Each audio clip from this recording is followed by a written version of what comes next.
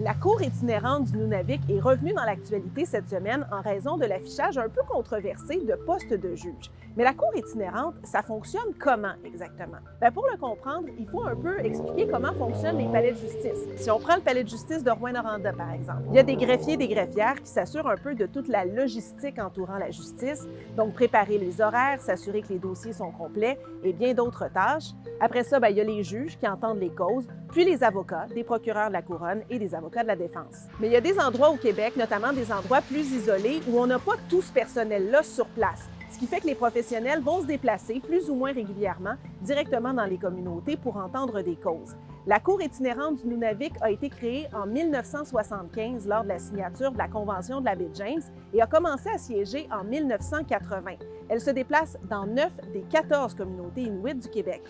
La Cour itinérante du Nunavik relève du juge coordonnateur de l'Abitibi-Témiscamingue, Iyu-Ischi-Nunavik. En ce moment, c'est le juge Thierry Potvin, qui est installé au palais de justice d'Amos. Ce qui fait que traditionnellement, ce sont des juges de la région qui se rendaient dans le Nord pour entendre des causes. Mais Québec vient d'afficher 5 postes de juges qui seront appelés à siéger à la Cour itinérante, dont un qui sera exclusivement destiné à cette cour et qui résidera à Laval. Et ça amène des inquiétudes, notamment de la part de l'ancien bâtonnier de l'Abitibi-Témiscamingue, qui craint un précédent et que l'Abitibi-Témiscamingue perde des postes de juges. Donc, il y avait 10 juges en Abitibi, on est passé à 12, et donc ça va rester à 12 pour l'Abitibi. Il faut comprendre que les juges de l'Abitibi vont continuer à siéger à la Cour itinérante, mais ils vont être aidés par les juges d'un peu partout au Québec désormais pour mieux répartir la tâche. Vous vous dites peut-être qu'il ne doit pas y avoir beaucoup de causes judiciaires dans ces petites communautés.